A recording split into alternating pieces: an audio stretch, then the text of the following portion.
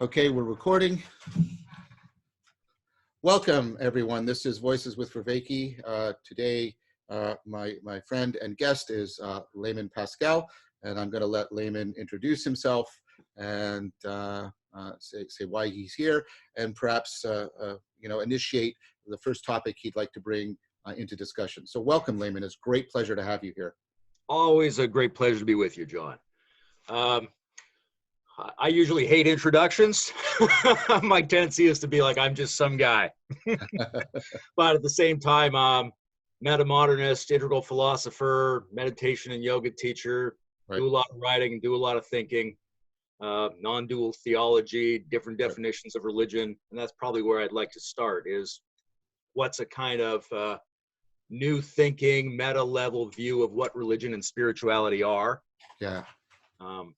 So if we look at something like just modernism, tends to have this, in a way, pejorative notion of what religion is, because it looks back at the traditional or just the immediately pre-modern definition. And it says, okay, these large, popular, mythic membership groups with cosmological belief dogmas that you officially join, that's religion. And it rightly tries to distinguish itself from that. Right. Zoom out and you look at modern, pre-modern, post-modern, archaic, and you line them up next to each other. You say, what was religion doing in all of these paradigms? Yeah, when was it functioning well? What can we elicit from all of them, and how do we get them to complement each other going forward? Right. Then you get a very different view, and a view that's very amenable to science, I think. Well, you know that, of course, I'm in agreement with you. I should mention to viewers that Layman and I have had several conversations already around these topics, and that's precisely why I invited him on. I've often found what he had to say extremely insightful and provocative of my own thinking. So, what would you say? What would you say? What definition, if that's even the right word? I have kind of a little bit of a Wittgensteinian fear of definitions. So, what would be the best characterization? If it'll allow me a looser term for religion that is more encompassing of this broader historical and functional scope that you put your finger on? Sure, well, a loose definition, and obviously it encompasses a lot of things. It's more like a flotilla of different functions. Right. But I would say very generally that it's the cultural version of what spiritual practice is. Mm-hmm. And that involves bringing together different genres, different functions of human social experience, and trying to integrate and coordinate them to the point where a numinous excess is produced, where a gestalt coherence, we're getting more than the sum of the parts out of our social practice. And then that becomes an additional energy that is capable of sacralizing people, relationships, cultural rituals, things like that. So I think when it's working, that's what it does. And the kind of organizations and the style that characterizes different religions, that's an output of that process. I see. So let me make sure I've understood you, because I think this is really cool. So you're talking about religion ultimately in cultural terms. That was the adjective you first invoked. And then you talked about social practices that are analogous to like individuals do a bunch of things that fall under this loose umbrella of spiritual practices, things that in which they're trying to bring about substantial transformation, a forward aspiration, come into a more reliable continuity of contact with what they deem most real, what they're ultimately concerned with, that sort of thing. And then there's what you're saying is there's analogous social practices that are performing similar functions. And when you get, when they form, I'll use this term, like a dynamical system that gets some emergent excess, so that the system tends to be present to people rather than just rather than just a background system of constraints that they're operating within. It sort of presents itself to them phenomenologically. They get I believe you use the adjective numinous, if that, right? They get some sense of an excess, that it's going beyond, that it's affording more than it could before. It's taking on a life of its own. Is that a fair representation of your point? Yeah, I think that's very fair. It's the social machinery of apotheosis. It performs this function. And when it's performing that function well, then it's really religionizing. It's really doing its job. Right. as opposed to it might not be. You might have a group of people who think they're religious and they're not performing that function. So you got to Right. tease the definition apart. And I think it's absolutely essential culturally because it's what brings people together. And this numinous excess, it's not just an aesthetic pleasure that we take in thinking of something as transcendently wonderful. It's also our mobilization energy, right? It brings us together and mobilizes us, which we need in order to face crises that we have. Right. And if we don't do that, then we kind of degenerate. Yeah. That's where I would, that's my generalized definition of nihilism. Nihilism, like not in the specific idea that, we've lost the thought of being by focusing on the metaphysics of the beings, or that I'm walking around saying I have no beliefs. Not that kind of nihilism, but a much more general process of self-neutralization, or of the nothingizing of our practices and our values, so that we begin to regress because we lose the ones that we've attained. Right. So yeah. So that the 2 points here. The one is that notion that it's not just an aesthetic response, but actually an enabling and energizing phenomena. That reminds me of Stone's work in a minimalist account of transcendence. I think he calls it minimal transcendence, where he's trying to give, Stone has been consistent about trying to explain phenomena like transcendence in completely naturalistic terms, and he points to that fact. But he adds an element to it. He's like you. He says it's not just aesthetic, but it has to afford. It's almost like an insight. The way it makes it, Boden's idea of an insight, that it allows you to do things that you couldn't previously do. So it's energizing and it's also insightful. But I take your point at a social level. But he also points out it also has a normative aspect to us. It challenges us. It challenges us to kinds of self-criticism and self-correction that we otherwise would not be capable of. Are you happy with adding that sort of normative I'm very dimension? happy to add that. I think that's a big part of what it becomes over time. If this process is occurring and it moves forward through history, then it begins to gather to itself a variety of skills and insights, and also acts like a memory of a variety of practices and skills. It moves that forward. It wants to keep itself going, so it has to remember how to do those things. Right. So the other point I wanted to pick up on is you made a distinction between sort of different conceptions of nihilism, and the one that you were talking about sounds very similar, or overlaps to a significant degree, with my notion of the meaning crisis. Is that a fair interpretation? Sure. I mean, the meaning crisis has sort of two aspects. One is there have always been meaning crises at various points when society wasn't doing its job, getting up to date. On the other hand, there's maybe something peculiar about the current moment, at least to us, but maybe objectively. But the meaning crisis, to me, why is it a crisis? It's because we're not getting a handle on it. We're not working it properly to get the results we want. And therefore, the practices that we need in order to produce the capacitance, to give us the capacity to handle that, those practices are absent. Right. And so the result of the absence of those practices is what I would call nihilism in general. We start to regress rather than progress. Right. That makes sense.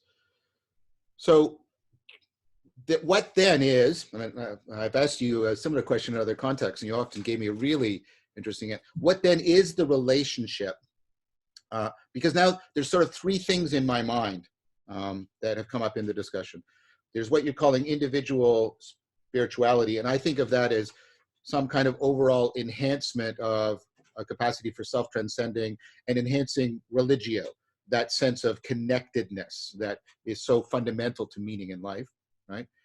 And that's the third. So the spirituality, religio, and then of course that religio is connected to what you're calling religion. And you've given me the social analog, which I really like, by the way. This is very cool. So of course they both touch on religio, and therefore there has to be an important way in which individual spirituality and social religion relate to each other.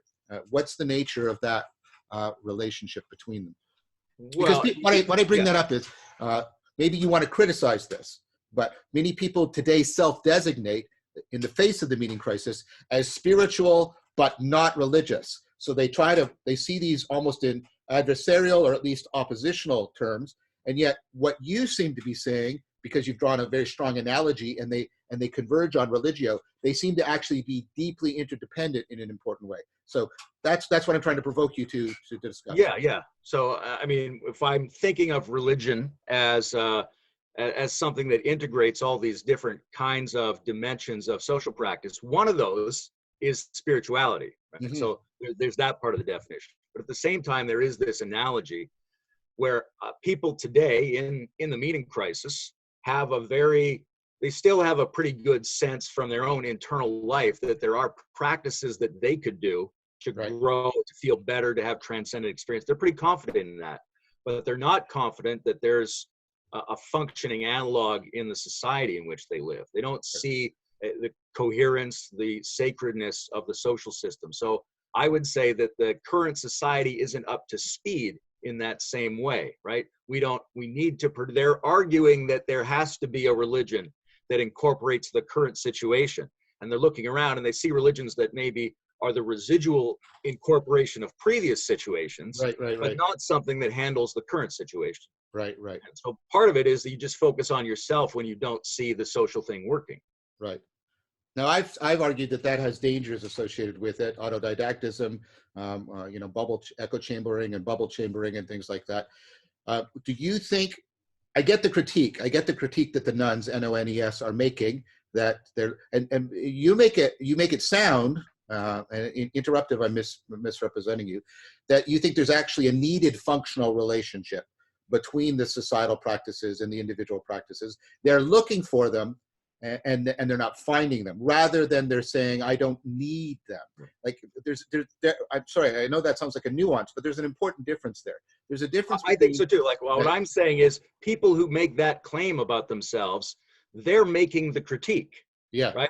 They're saying, I looked around and didn't find it. It's not adequate.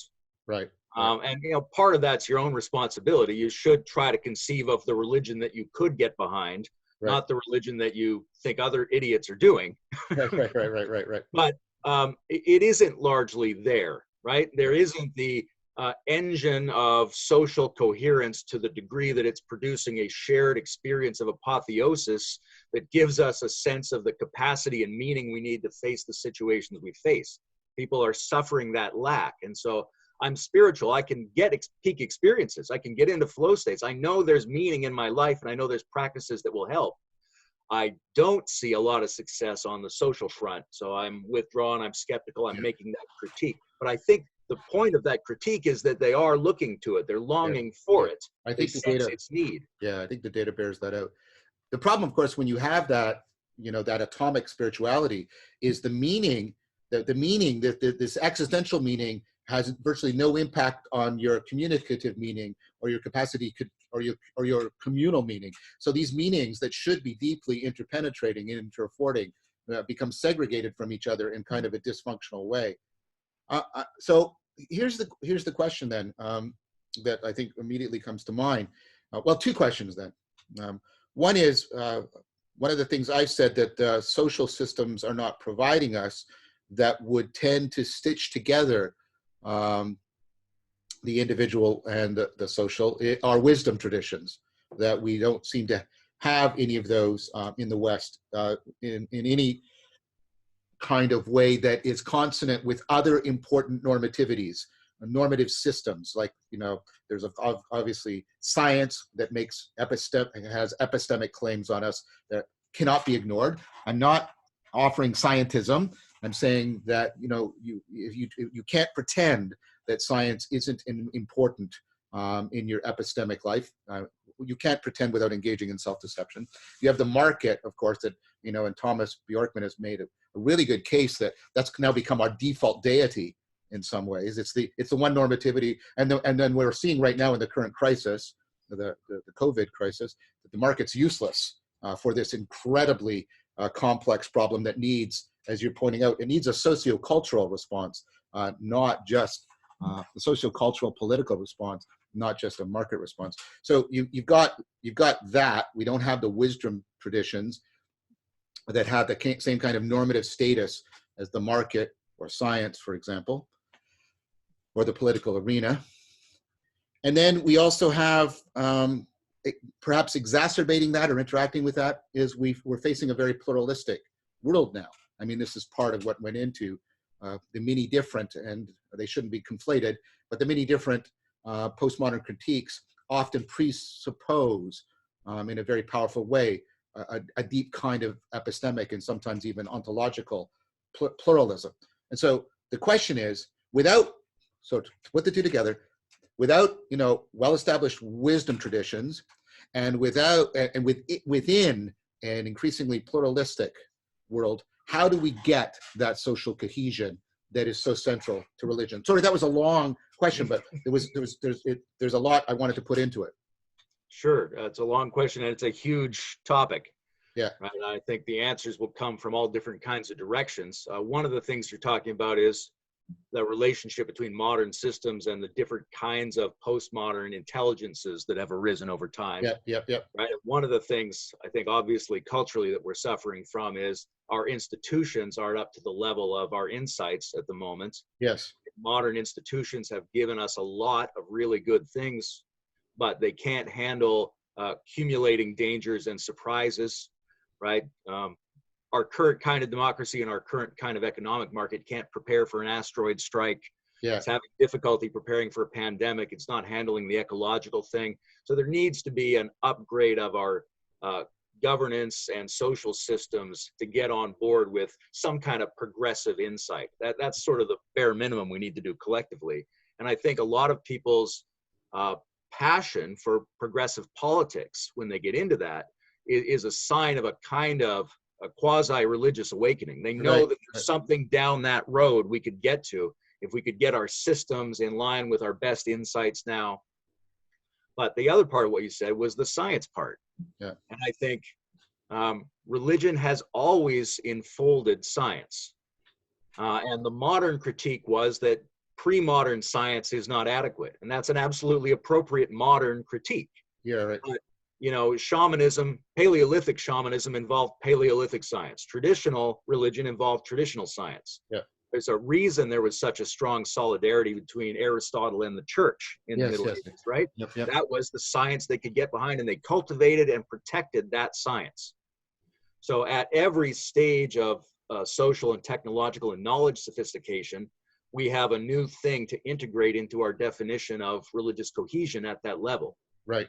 So if we're not doing that now, then we're not getting religionization of the current cultural knowledge situation that we have. Mm-hmm. So then, of course, we're not producing the extra, then we're not internalizing the extra, we're not being mobilized by the extra. It's not happening if we're not enfolding science. That's a really good point. Now that again, I want to throw in the mix that very often, especially your example, Aristotle and the church, philosophy has played an important mediating role between the science and the religion in getting that envelopment to occur.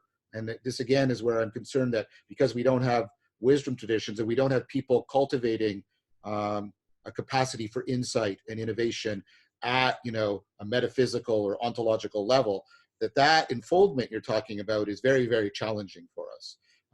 So what I typically see with response to the scientific worldview from religious people, one is denial, and that's a kind of fundamentalism or literalism, and I think that's a dead end. That's not going to go anywhere.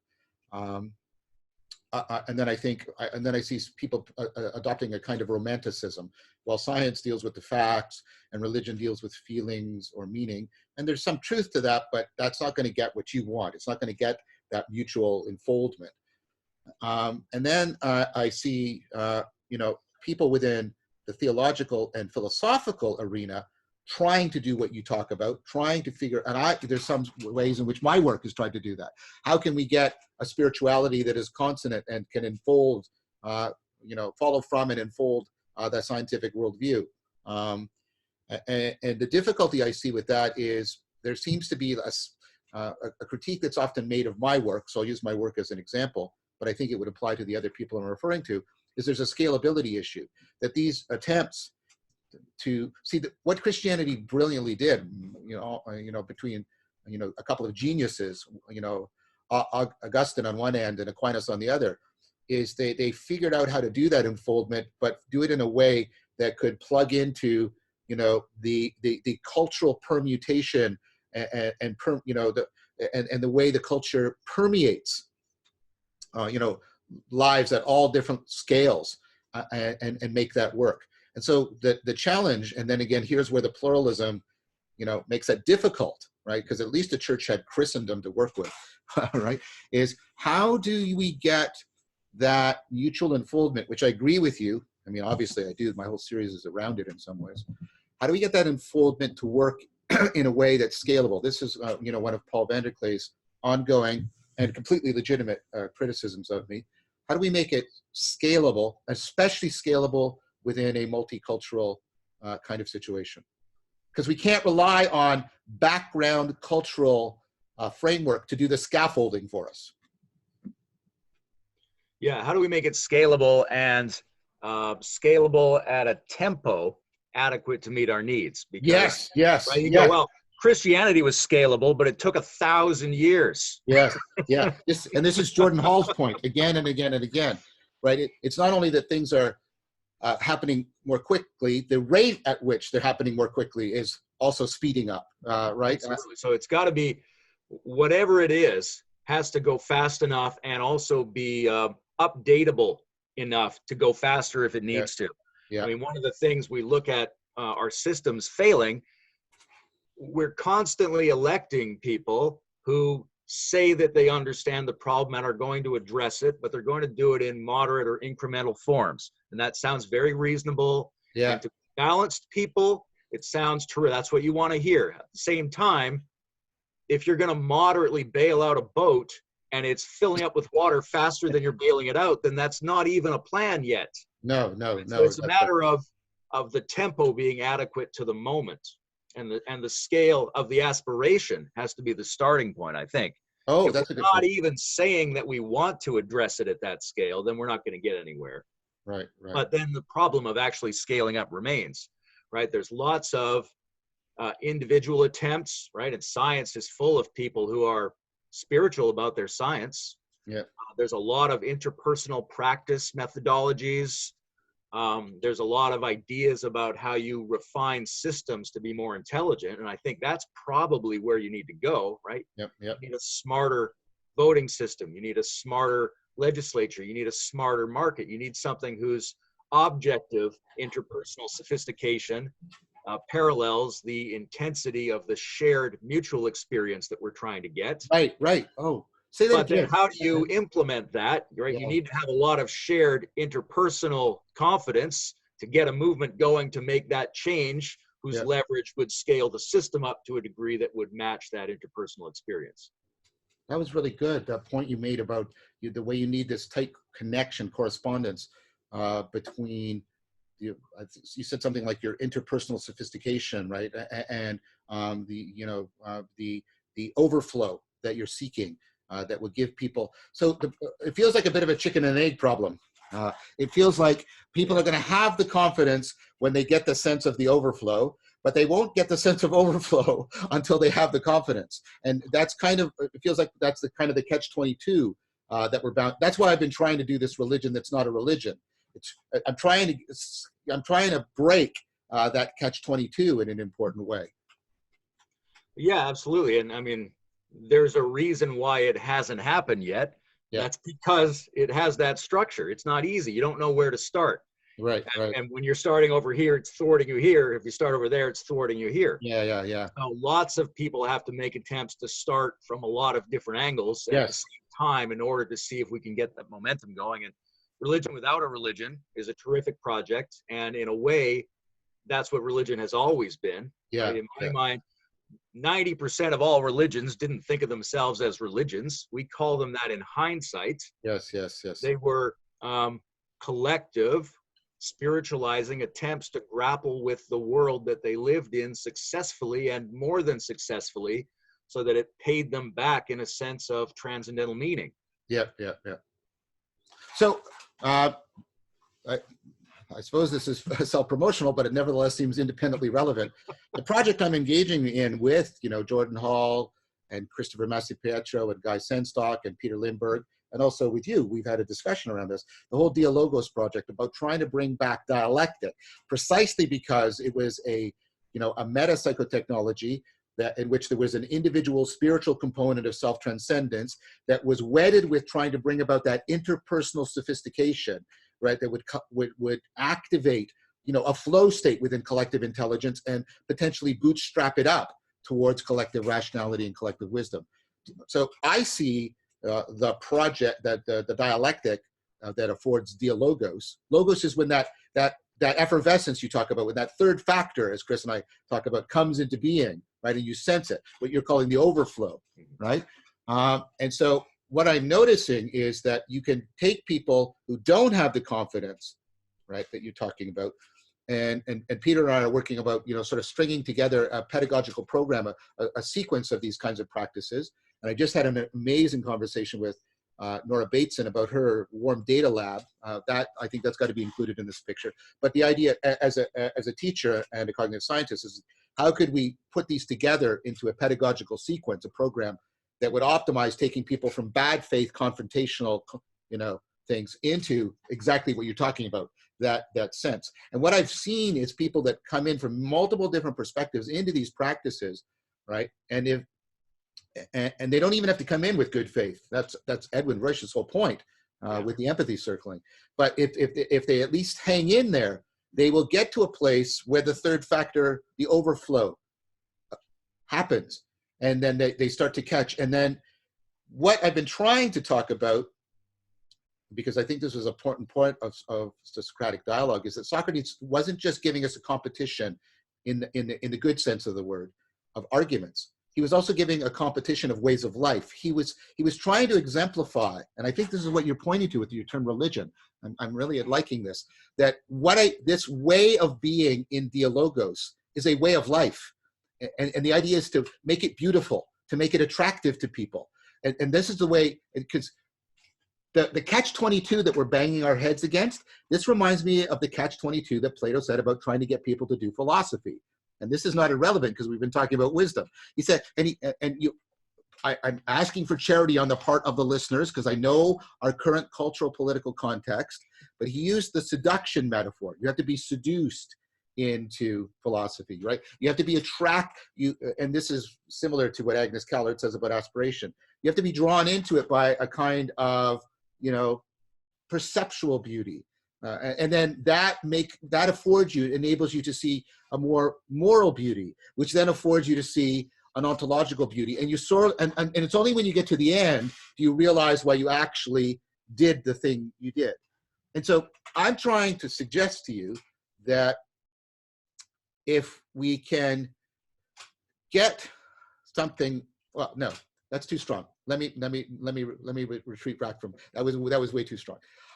My proposal is one significant way of trying to bring about the interpersonal sophistication that you're talking about, while overcoming, or at least addressing, the catch-22 by this sort of beautification that educes and draws people in, right, aspirationally, is this whole project of dialectic.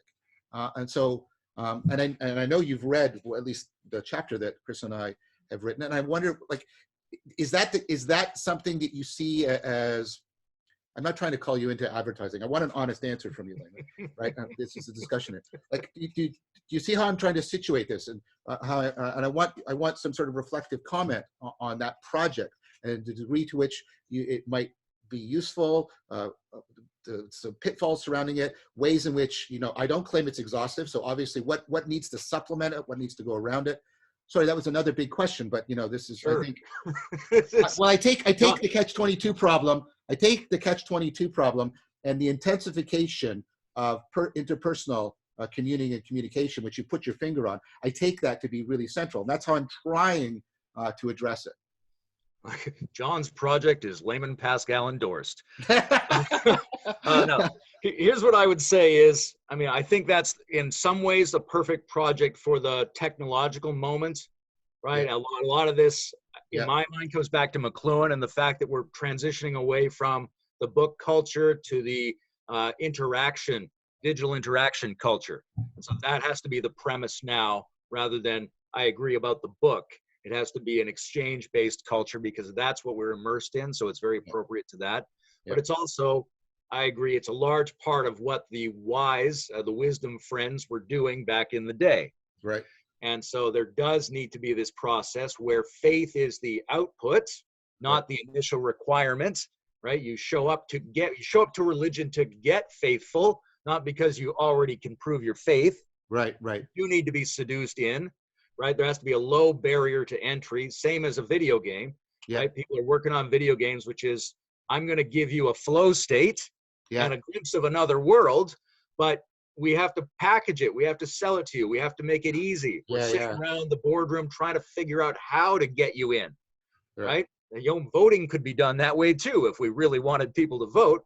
So there's a series of practices where it's got to be really easy up front, and at some point you are accumulating faithfulness, and down the line you have to be able to output that into systems and practices to some degree, right? It's got to make that shift from I'm having personal experience, we're having interpersonal experience, we're having these epiphanies. How does that translate into structures? How do we use that to verify the level of sophistication we need in our systems?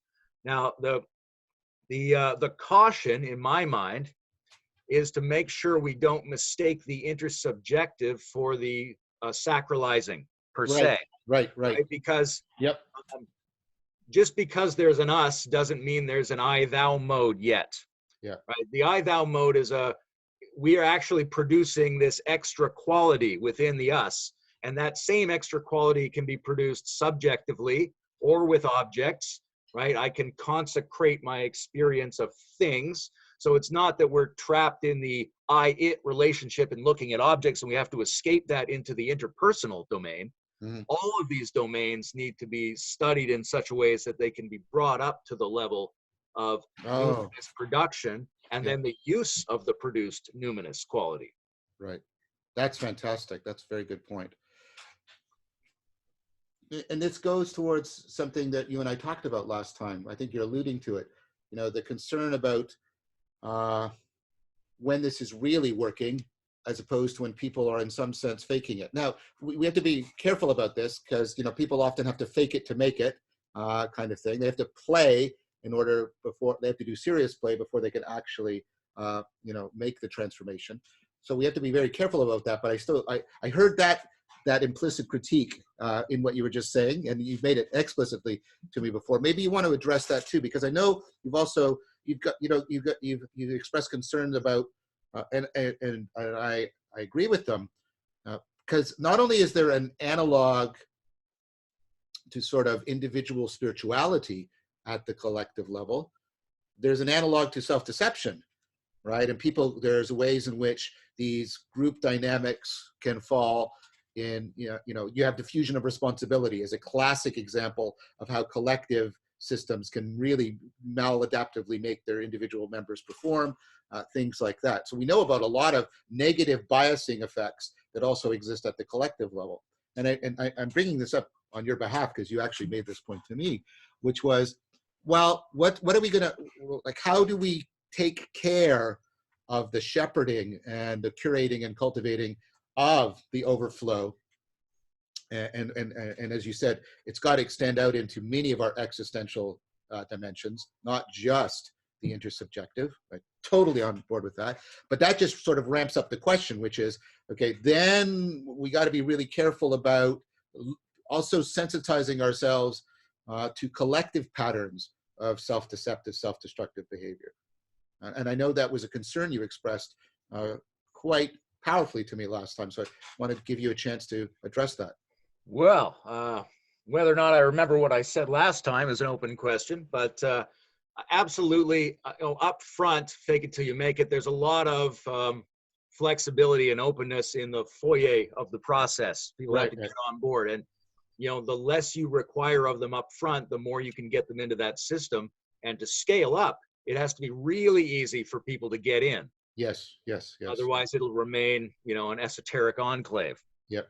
That's a very good point. So there's that aspect, but there's also the aspect of not fooling ourselves with intersubjective epiphany, because they're very real and they're very important, and there's something people should be working on doing more of. We should be getting depth skill in that area. Right. But we shouldn't necessarily mistake intersubjective epiphany for capacity to enact things as a group. Ah, I see. Right. So That that's was a the big point. part of it. Yeah, that's the point. That was the point. Now, I'm glad I posed my very long I and think, convoluted you know, question. I've had this experience, maybe Yeah. you have, is there's lots of really interesting practices where people can get together and they can work through their stuff in a way, and they move around, they get a collective high, and I think they legitimately are sharing a transcendence together. Yeah. But they don't necessarily solve a problem. They don't No. necessarily change. It doesn't necessarily become a new way of living. Yeah. And that's what has to happen for it to affect the outside world. Yeah. And meanwhile, we know that there are different ways of organizing groups of people where you can get results that are smarter than the individuals in the group, or results that are much worse than the individuals in the group. Yeah. And often that's somewhat independent of how they feel. Yeah. Right? A lot of people have schemes for solving problems that involve everybody feeling terrible and dissociated. Yeah. Right? That's not ideal, but it does happen. Right. No. So there's a difference between these two, and we have to respect them, observe their distinction, tease them apart in order to think about how they can be better interactive together. No, that was excellent. I'm glad I asked the question, because that really, first of all, that's what you said last time, and then I think you actually explicated it very concisely and clearly now. This has been one of my standing critiques, and it's been well received, by the way, by people like Guy and others, that a lot of these intersubjective, interpersonal communication practices are all about sort of getting that enhanced flow, the collective flow state, and bringing about all of what you said. But there's no problem, there's no topic, there's no problem. And this is what I say, that often the philosophia is missing, right? We're not talking about like a technical problem, like, you know, should we buy more eggs or something like that. We're talking about, you know, the deep problems, like you say, about ways of life, like bringing out in a philosophically problematic form ways of life, ways of being, and wrestling with those problems. A lot of these problems, it's not proper to say you'll solve them, because they're issues about the fundamental nature of human being in the face of the mystery of being. And so, but what we can get is we can wrestle with these problems the way we see, you know, Socrates and Plato wrestling with them, or the Buddha wrestling with them, or perhaps even Jesus of Nazareth wrestling with them, because, right, you know, it reminds me that the word Israel actually means to wrestle with God. So that we, as you say, we are coming up with deep responses, you know, transformations in our ways of being that we can make deep commitments to. That's the word I'm looking for. Not so much that we get, you know, a final solution, and I use that term explicitly because I want the dangers associated with that term remembered.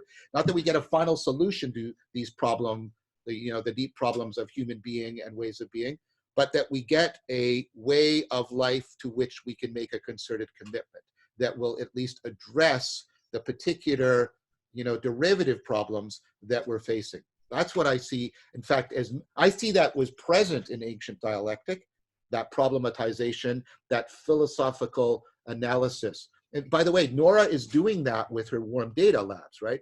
Where she has, you know, the various groups. I really like the machinery there. You have the small groups, and they're talking about a topic. They're problematizing it in this sense, like health, for example. And then people can move between conversations and disrupt and transform. And so you enact a dynamical small world network that's constantly restructuring, but it's not just about the intersubjective flow. It's about trying to bring about, you know, these existential insights that allow people to have a more deeper response to the reality at hand. And I think that is the kind of thing you're talking about, because I think there are people out there, I'm trying to address it, I see Nora trying to address it. A Guy wants to take circling and create what he calls circling 2.0, in which, right, one of my good friends in Circling, Taylor, he's getting people doing circling, and then they're running experiments where they then drop a topic into the circle, and the circle pursues the topic. So there's a lot of people that I think are really cognizant of that important critical point you just made, that we've got to couple the intersubjective flow to philosophia in some profound and important way. I think that's definitely happening. Yeah. I mean, once you have, like we were talking about this, this process with this low bar to entry, but somewhere along the way, these additional concerns have to come into play, right? And there have to be people there to put that in our mind.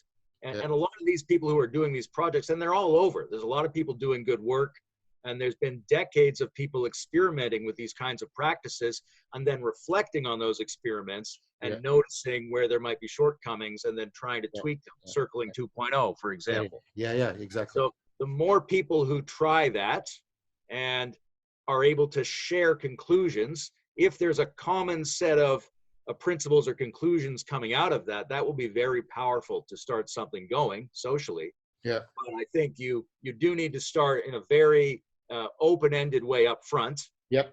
And the people who are doing this, like Nora, she's got a lot of experience already. She's way down that chain. Yeah, very much. Right? So people are going to come in and you're going to do practices and move them along to the point where they start taking responsibility for solving things and changing their lives. And I do agree that that's largely what the exemplars of the ancient wisdom tradition were doing. Yep. Right?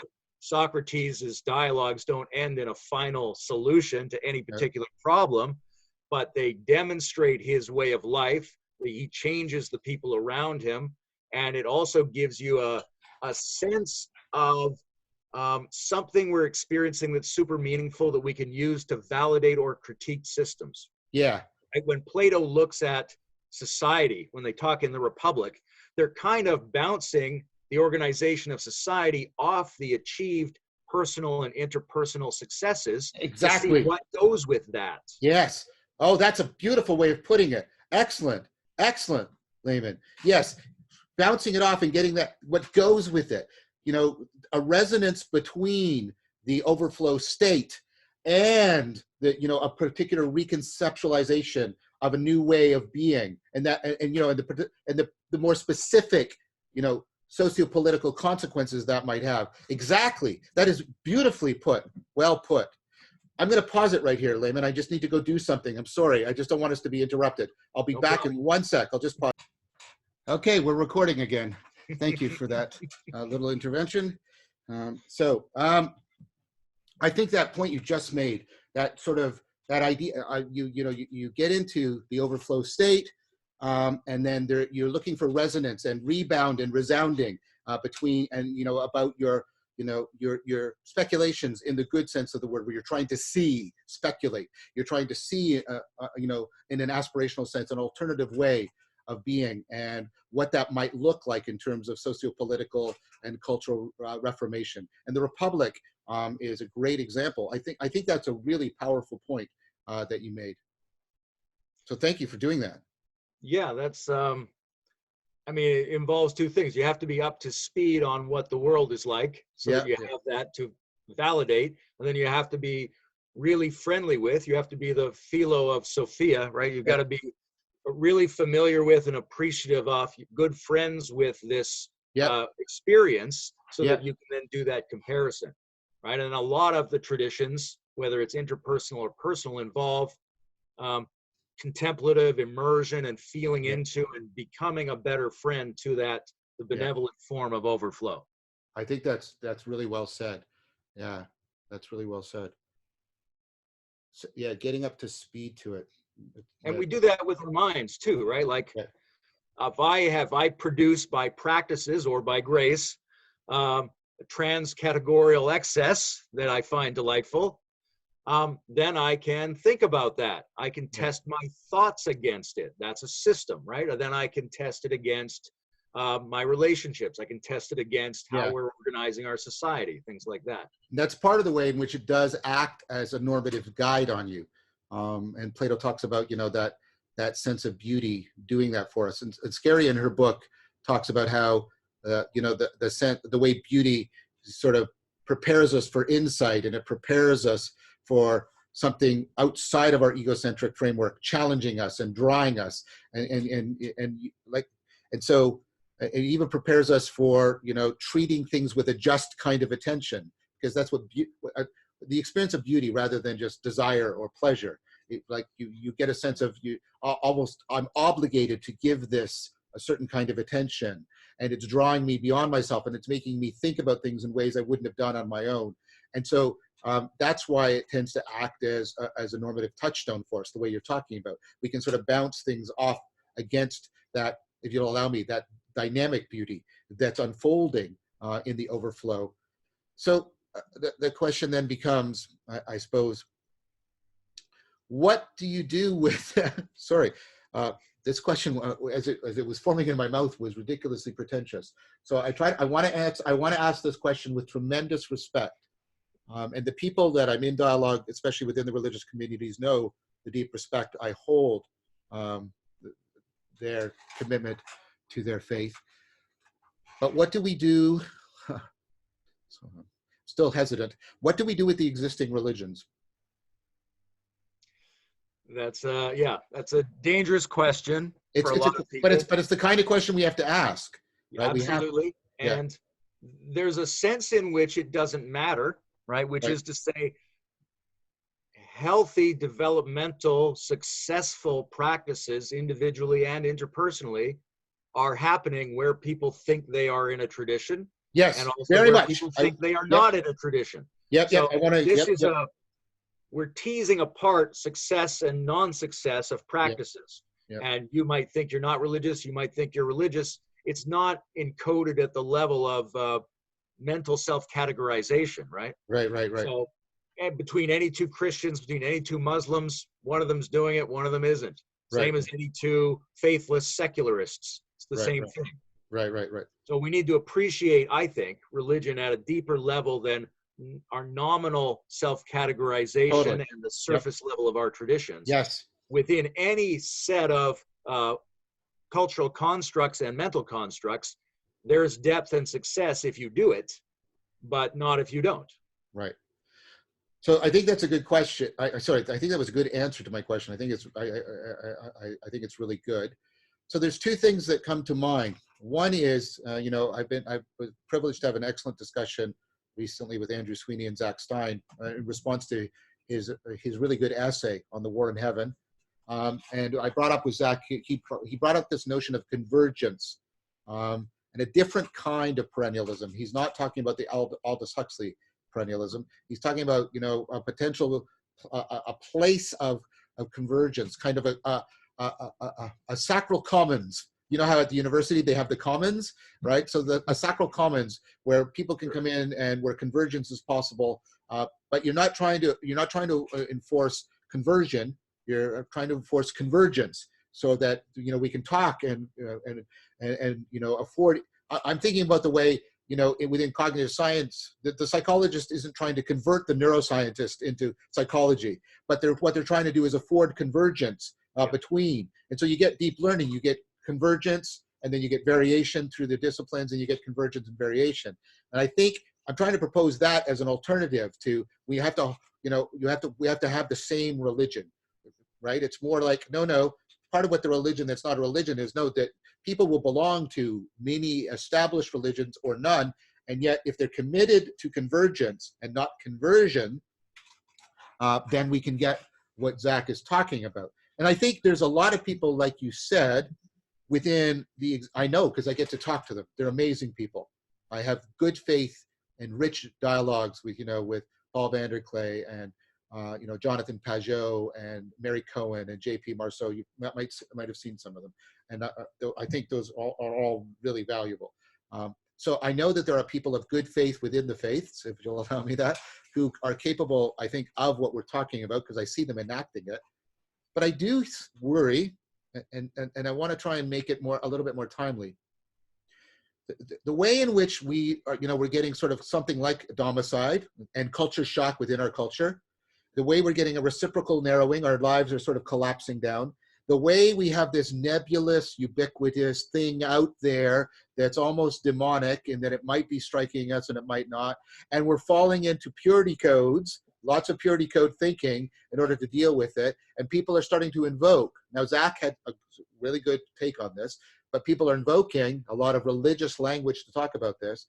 My worry is another kind of religion is going to be, especially one that is either or both deeply nostalgic in a fundamentalist way or deeply utopic in a fundamentalist way, that there's an aspect of religion, right, that won't like your answer. In fact, would rather you be an atheist than give the answer you gave, right? I think I'm being very careful here. I've clearly distinguished. I am not painting all religious people with this brush. I am not saying that. I've indicated specific groups of people, specific people that I think are opposite to what I'm talking about. So, but I think, you know, that sort of, if you'll allow me a pejorative use of this, that sort of Old Testament way, you know, that of, you know, right, that, you know, a demonic deity demanding purity codes and absolute adherence. I think that's a great temptation right now, and I'm using that word because of its biblical overtones. I think there's a tremendous temptation for that right now, and I see that, like, those people deeply, almost, you know, violently opposed to what you just said. And so what's your response to that challenge? First of all, is it a fair thing I said? That's an old concern. It's happened many times, right? Yes. And the Sufis have always had to hide out within Islam to some degree, and within all the faith cultures, there have been people who were being more open and progressive with it, and people who were closing down. And it's not just the overtly religious, right? No. People who think they're secular might also be moving into a stress-based, fall in line, purity code mentality. Yep. Right, and maybe we're a little bit safer because so many people will be doing it in so many different ways that they'll get in each other's way. Yeah. But I'm looking at all of that under the rubric of my generalized notion of what nihilism is. Right. These are regressions, and under stress, people tend to regress. Yes. And if there isn't a functional religiosity at our current level of sophistication, then people will regress to the last time they saw something like that. Yeah. And it's very understandable. It's unhealthy in the sense that health sort of stabilizes you where you are and affords you the opportunity to move forward. Yes. So these are nihilisms, right? They're going to run into things where they no longer care about a whole bunch of things. Those things count as nothingness. Right. And they're going to roll back toward a simpler framework and try to stabilize there. And that's absolutely what a species or an organism or a group of people should do in a way. If they don't have better affordances, roll back to the previous ones that worked. We're going to lose a lot of things, but we're already losing a lot of things. So it's understandable that would happen. And I think it almost certainly will happen if there's no better alternative. Mm-hmm. So we have to try to create the richness of the religion that isn't the religion, of the interfaith and trans-interfaith sacred commons, of a new kind of religiosity and hope, and get these things going, these systems, and the way that systems interact with interpersonal epiphanies. But a lot of that, to me, is framed, I think, like it was for Nietzsche. It's framed around the idea of health. Mm-hmm. And the more we know about health, the more we can be on guard, right? So that people say to someone who's falling into that mode, you go, that's not good for you, Jim. Right? You're doing a disservice to yourself and your relationships. And we have these, we have the doctors, we have the nutritionists, we have the therapists, we have all these people throughout our society, and their job, in a way, should be to keep people from regressing under the impact of stresses. Right? Mm-hmm. We're dealing with traumatized people all the time. And we have some tools at our disposal. And if we mobilize them correctly, that's a buffer against a lot of this. Right? People come back from the war and their brains are messed up. But we have physical, mental, neuroelectric scans. We can work on their brain patterns. The more technology and dispersal of health protocols we have, I think the more we can buffer that. And the buffering may give us the time to grow the kind of religiosity that will provide a progressive alternative to regressive religion, because we need it one way or the other. That's really cool. because I've been largely, because of Han's work, right? I've been largely critical of the fetishization of health in our society, because it's often served, he points out, it served a, the function of as a god for us. And it has this huge narcissistic element to it. But what I hear you doing, and what really caught my attention, is you're proposing a reformulation of what health means. And I like this idea of, right, that part of what ill health means, dis-ease means, is when people regress because of stress, because of scarcity or stress, or because also the opposite. There's a lack of positive affordance. So there's famine of affordance, and there's also scarcity, right, of other things in their life, scarcity of meaning making, for example. And the idea that what we should do is, because we've already committed so much, and with good reason, by the way, to health, if we could shift it off the narcissistic health image, the eternal youth, that the goal of health is the eternal youth that will not suffer death and will always have as much sex as they could possibly want. If we could shift that, the paradigm of health off of that to the individual, well, let's put it, the individual that's aspiring to wisdom, that's the paradigm of health. And that if we could get our understanding of health, we could use the health machinery and the normativity attached to health to really move people into considering meaning in life, and, right, not regressing in the face of stress as deeply central to human health, because it's precisely the place, to get back to an earlier point, where the individual project and the social project touch each other. This different notion of health that you're proposing. I think that's brilliant. I think that's brilliant, Layman. I think that's really brilliant.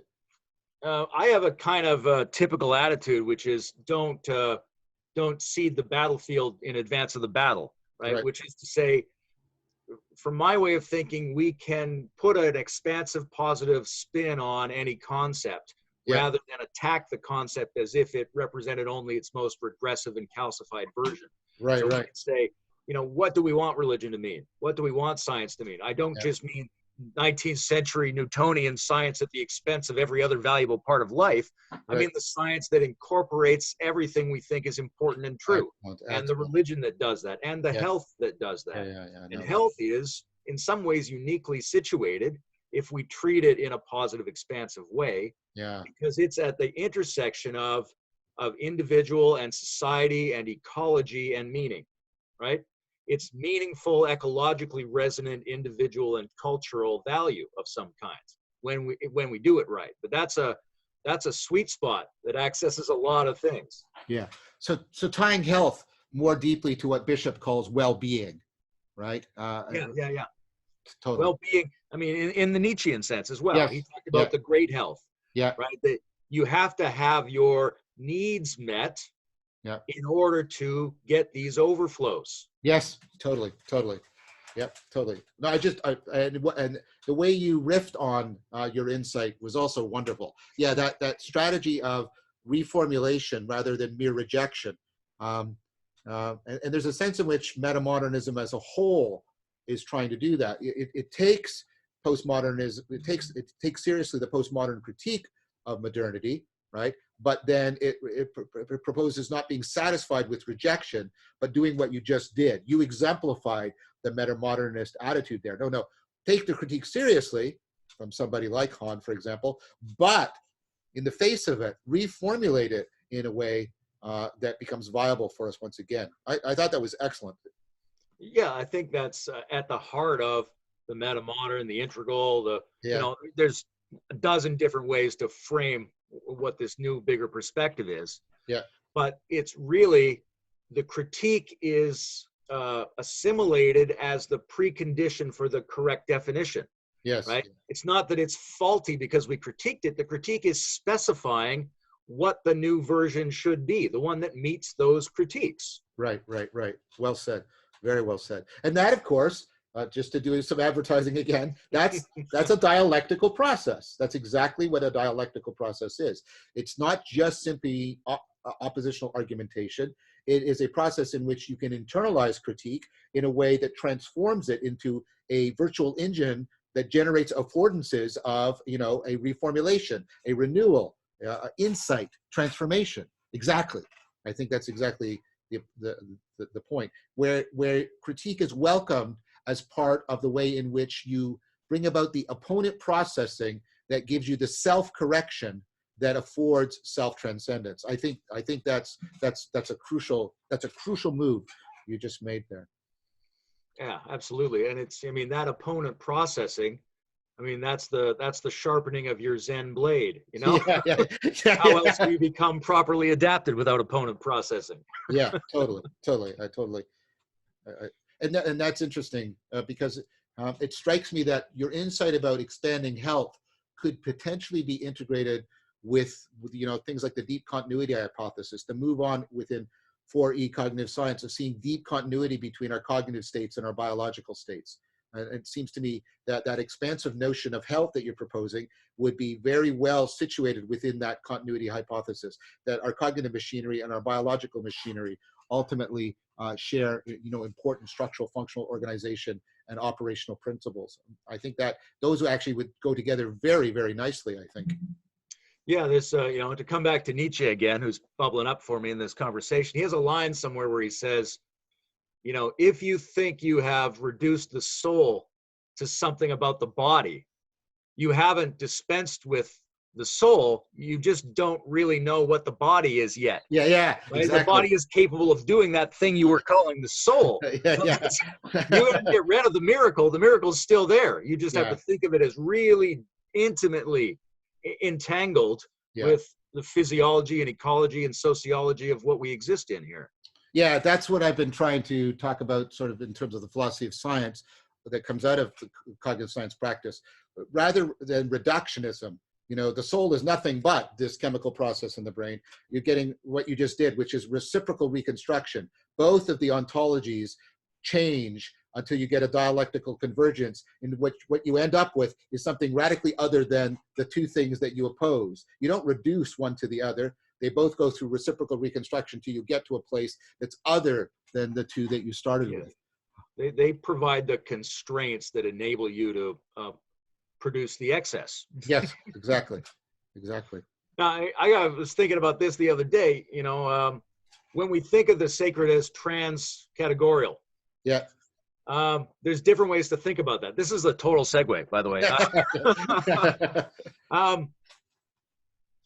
Trans-categorial, for a lot of people, that means something more primal than any of the categories. Right. But there's a metaphysical flavor to that. It could mean something synthetic, whereby we're putting things from multiple categories together in convergence to produce this. I like that one because it's actionable. Yeah. Or it could mean something that shifts around. Yeah. Right. Which is to say, if you laid out on the floor a big map of all the categories of the possible types of perspectives and experience that make up the universe, and there's a mouse under the thing, and it just moves around indifferent to the categories. Right? Yeah. So there's at least three ways. Which of these ways do you think of the trans-categorial as being? I think of it mostly the second, with a little bit of a variation on the second, but I think it falls into of the three you gave me. I'm not trying to be intercategorical in my answer to your question about the transcategorical. I think I see it like the second proposal, but in this way. First of all, I think of the sacred having to do with that which, I want to make a distinction not between only horizontal categories, but also categorical differences between levels of being. So I tend to think of the spiritual, and that's going to relate to the sacral, in terms of that which, crosses between the categories of the cognitive, the existential, and ultimately the ontological, and it crosses between them. And in crossing between them, it does something like, I talk about the trans world. It's not like you're going to another world, because I don't want the axial age stuff. What's the trans world? The trans world it's like Tolkien's recovery theory, a fantasy. So, and this is how I'm starting to think more and more of the sacred. The idea of the sacred, Tolkien's notion of fantasy was not escapism and not alternativism. It's not this is an alternative world or I escape to that world. The idea is I go there and I experience something like culture shock. I have to go through this sort of significant transformation in my way of being to be in that world, to really be in that world. And then I return to this world. And like at the anthropologist who's gone to another culture and returns to their home culture. And so she can now see things in her home culture that she could never see before, right? She can see through the cracks of the categories that for everybody else seem like the wall of being, right? The wall of their metaphysics. But she says, actually, there's all these gaps that you're not seeing, and I can see them. She recovers, right? And I see that when people are going trans-categorical, they're doing that trans-world thing. They're going out so that when they can come back and recover the relationships between the categories in a dynamic and transformative way, which I think falls under your synthetic proposal, if I'm understanding it correctly. Yeah, I think so. The word synthetic isn't quite glorious enough to describe the process, but there's a sense of an activity and a function and a production, yes, and a use to that experience yeah. if we're able to use it. And that's another big part of this is, yes. you know, can you handle the intensity of the numinous? Yes. Right. And I think if you're working it in an organic way in yourself, you know, and self-regulating that process, then you can have a pretty good experience of it. But it can be overwhelming for people if they're not ready, or if they're rigid, or in any other way unhealthy, so to speak. Yeah. And I think that's one of the things we're facing collectively now. Like, some people are getting sick, some people are dying, some people are going into fiscal collapse, but everybody is facing traumatic weirdness. Yes. Right? The sense that there's something available in the system now that's just so peculiar constantly, and that we don't have a place for it. And that's one of the things religionization has to do, is provide us with the technology to deal with the trans-categorical in a way that doesn't traumatize us.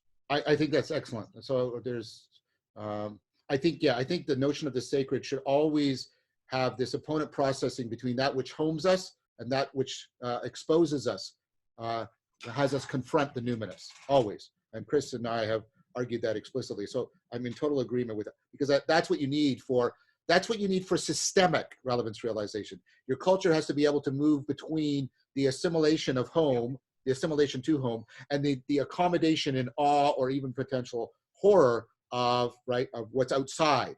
And only when the culture can do opponent processing between that, afforded by something like religion, because I think the sacred traditionally, cross-culturally, cross-contextually, has always been that dynamic opponent processing between that which homes us and that which could potentially horrify us. So totally with that. There's a long tradition of speaking about the fear of God. Yes. Right? Yeah. I mean, it's like we are all born with that phobia. And one of the ways to correct a phobia is voluntary exposure therapy. Yeah. It has to be voluntary, and you have to go back and forth in order to get familiar with it. Yeah. So that goes to the second point I wanted to bring up, which goes to the work that I'm doing with Daniel Gregg on the cognitive continuum. So if the thesis is right, and it's a scientific thesis, so I think it's plausible. It's not established. I'm not claiming that, but other people are converging on it, like Newberg and others, that there's a continuum between very low-level fluency of processing, insight, like when you have a aha moment, flow, the work I did with Leo and Arian on flow as an insight cascade, mystical experiences, awakening experiences, and then full-blown transformative experiences. If there is that continuum, and what we're doing is recursively exapting and complexifying through a kind of a circuit reuse, to use Michael Anderson's term, the same machinery, I think you could situate progressive desensitization into the gradual movement along the cognitive continuum. Teach people the disruptive strategies that are very low level, that bring about insight, and then teach them the strategies that are needed to get into flow, and so on. And then you can take people again. And so I think there's also a progressive program for moving along the cognitive continuum that you could probably pedagogically sync up with that progressive program through teaching people the interpersonal things, so that you could get that exactly what you're proposing. You could get the progressive desensitization along the cognitive continuum that is in sync with people being able to more and more readily move into the overflow. I can think of no reason why that wouldn't work. Now, maybe it won't, but it's definitely worth trying. Well, I mean, at every step of that process, there's a an encountering more richness and more detail. Yep. There's an encountering intensities and trying to assimilate or adapt to those intensities. And there's a bringing together, a making coherent of what you've got, Exactly. to the point where it operates sort of as a whole and maybe as more than a whole. Yep. And that's very constant in all those steps. Although health is also an important factor in that, because you're doing it with people who have bodies, right? And their ability to do this thing is going to depend on, you know, whether they have pain in their abdomen, whether they're getting enough water, whether they're breathing correctly, whether their muscles can allow their heart to expand or not, all these sorts of things. Totally. And that comes up practically in, like, as I said, I'm doing a live meditation class right now to try and give people, well, some of what we're talking about right now directly in response to the COVID crisis. And so, you know, and it's a course in that it's exactly like we just talked about. It's progressive. It takes people through this, you know, constantly, gradually expanding, you know, acceptation and exposure, right? But along the way, right, you have to pause. You have to have question and answers, because people do have problems with the body, with the breath, so it has to be this, you know, it has to be very. It's something that really has to. I want to be careful there. I mean, I think you can learn a lot from, you know, a meditation book, but I think meditation is like making love, right? If you only reading about it, you're really not capable of it, right?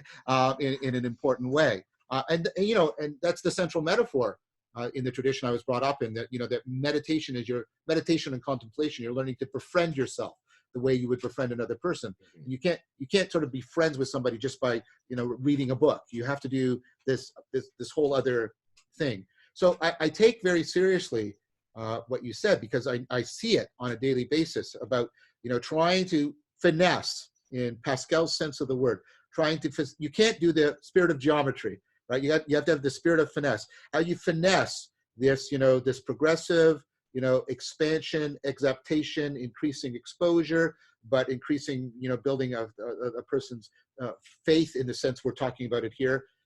That sense of continuity of contact, of adaptivity, right, with, you know, the vicissitudes and the fatalities of human existence. Yeah, getting that to work very, very carefully. There's, and that's why, you know, Socrates was ultimately really worried, and Plato was, about writing things down, because capturing that finesse in text is very hard. But we have something different now. We have this.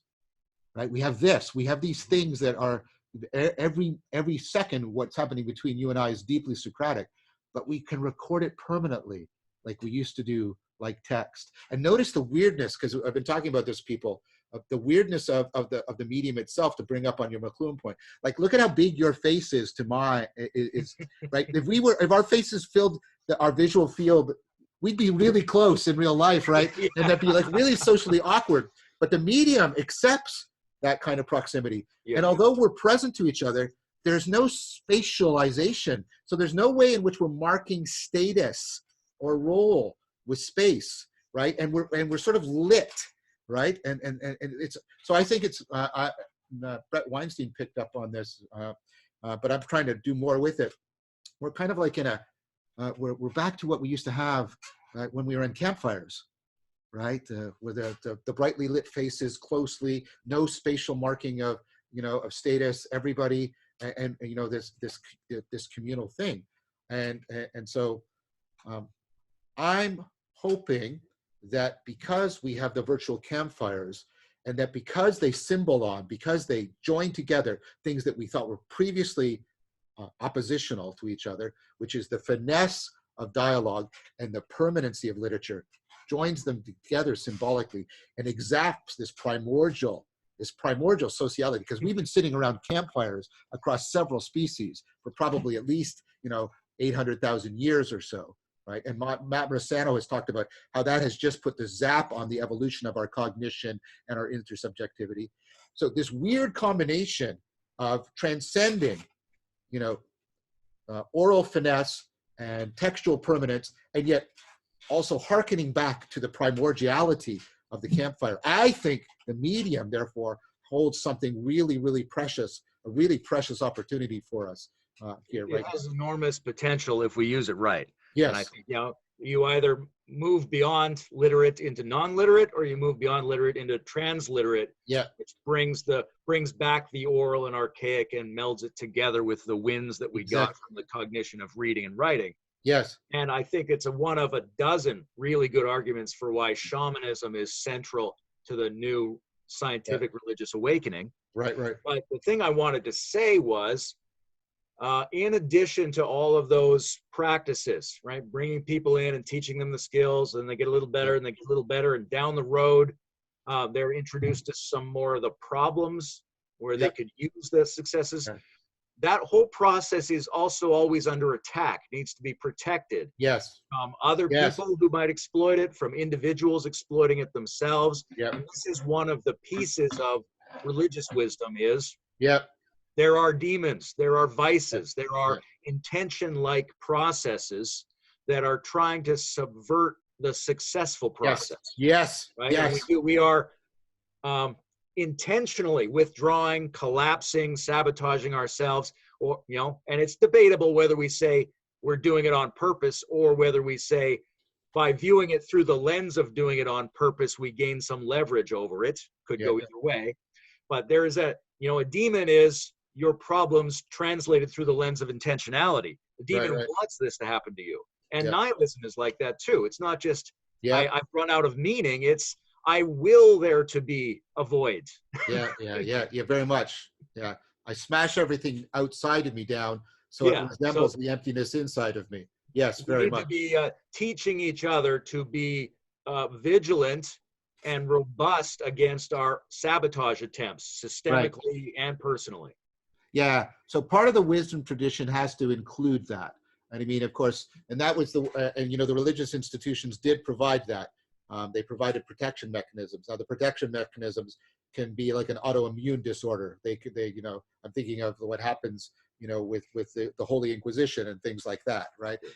The attempt to protect, because I mean, originally, the attempt to protect people from heresy was exactly what you're talking about. It's right now, whether or not all the heretics are demonic, I'm not agreeing with the church's history, but I'm saying they were trying to create the functionality you're talking about. They're trying to protect, right, and properly protect the health of people as they're moving through this very vulnerable transformative process. I get that. I do worry about that. So let me be clear. I think your point is exactly right. That's what you heard me constantly saying, yes, yes, yes, throughout. So it's very clear that I agree with it.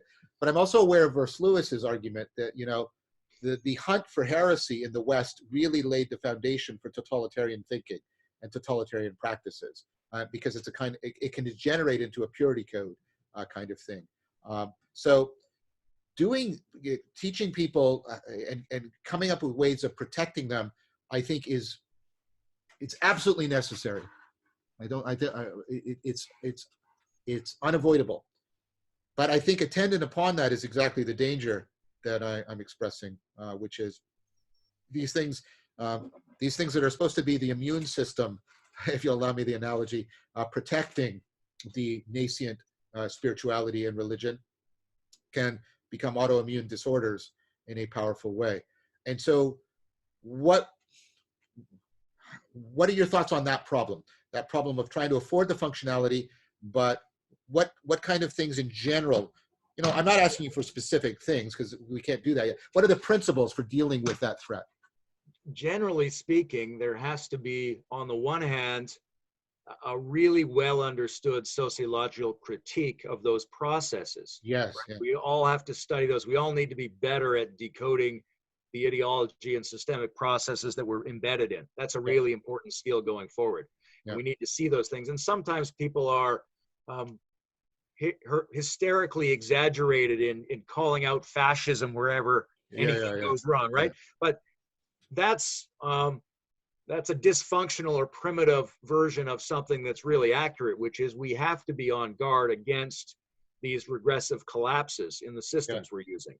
Yeah. And you need a meta view in order to do that, right? Traditional societies couldn't tell when they went astray. Yeah, yeah. Right? And modernity looks back and maybe dismisses them all as being astray, but it can't tell when it's doing its job or going astray either. So you need this meta view with something like a a health and development orientation, Yeah. and a deep sense of how systems function, especially social systems. Otherwise, we stand around constantly looking at the failures of our social systems. And it's not just, heresy and people being burned at the stake. It's the constant failure of our legislature to move us forward and update us properly. Yeah, totally, like that. totally. Yeah. But a large part of it equally is the individuals have to have the emotional and physiological and cognitive capacity to tolerate strange sensations and weirdness and expansion, right? Yep. If they can't feel that, if they can't think, well, maybe it's okay to be heretical, right? Yeah. That's a risky emotion in the bodies of people. And you have to be able to relax and feel into that. You have to have a background of many practices of relaxing and feeling into uncomfortable things, so that in the moment you can go, let's hold on, maybe this needs to be protected against, or maybe I'm just reacting against the weird feeling here. Yeah. Right? That opportunity is something that comes out of a practice, but also comes out of bodies being healthy enough to let strange sensations go through them. Bodies and minds. Bodies and minds, yeah, and hearts. Yeah, bodies and minds and heart. So this dovetails, I think, with one of Zach Stein's central arguments, that the religion that's not a religion and the reconstitution of the wisdom project are inevitably bound up with a significant pedagogical reformation, right? The way we're educating people, we're now educating them under the sole normativity of the market. We used to educate them also under science, but even that's now being more and more co-opted. But what can this do to make us better producers and consumers? Once again, because I get labeled with this unfairly, I'm not some sort of raving anti-capitalist. I'm criticizing the market does things. Yes, it does. But to believe that it does all things, and it does things, to believe that it's omnipotent and omnipresent and omnibenevolent is, I think, foolish idolatry. And one way is to follow up, and Zach explicitly agreed with this in person, that we should be educating people not just under the normativity of the market. We should be educating them under the normativity, of, like you said, of spirituality, the religion that's not a religion, wisdom, and how to protect that often vulnerable individual or vulnerable group that's going through some liminal transformative transition and transformation. Yes, I think our education system has to be really broadly reconfigured, and we're actually we're doing it right now. We have to. The virus has forced us, that's part of his point, to consider deeply things that were heretical. No, you can't educate people that. Well, maybe you can, right? And so there's I think that what you just said dovetails very, very nicely with his overall argument about just a fundamental need to transform our pedagogical vision, like at a very, very deep level and a very comprehensive level. No, I agree with Zach completely. A huge part of all of this is reformulating what our basic educational principles are. Yeah. Right. And that's going to run against ways in which they've been currently adapted to be exploited by particular versions of markets. Yes, exactly. Well said. It's going to go up against a whole bunch of people's anxiety about making any change to those processes. And it's going to run up against the problem of we don't necessarily know what are all the changes we need to make. Yeah, exactly. Right? And what's the difference between knowledge and understanding? What does it really mean to assimilate something? Yep. How do you get better? How do you grow? What actually does that, and what never mattered in that process? Those are deep questions, and that's a big project. And it'd be, I think, and of course, there are also questions that Plato famously brought into the dialectic. Questions about education, and he proposed all kinds of educational reforms. Some of them I'm critical of, but the intent and what he was trying to do was, I think, meet the demand that Zach is pointing to. Well, I think that's sort of a good place to wrap it up. And if we go too much longer, nobody will watch this video. This was wonderful. This was really wonderful, Layman. I had high expectations because I know you already, but you went beyond them. So this was really rich and I think very valuable to a lot of people. And I expect you and I will be doing this again. I'm inviting you to come back onto Voices with Vervaeke again, and we'll have another dialogue. I see that, I foresee that you and I could have an endless series of deep dynamic dialogues. And so I'd like to invite you back again. Absolutely. I'd love to do it. I like you a lot. And like a lot of people, I really appreciate the effort and the work you're putting into all these things, the way you think through stuff, the way you language things. People are finding that very useful. These different projects you're doing, I think, are making a difference to people. So I appreciate that. I'm happy to be a part of it. And I like you a lot. So definitely, let's do another one. Thank you. Thank you, Layman. And I like you a lot too. Okay. Like I said, thank you very much. And we'll talk again soon.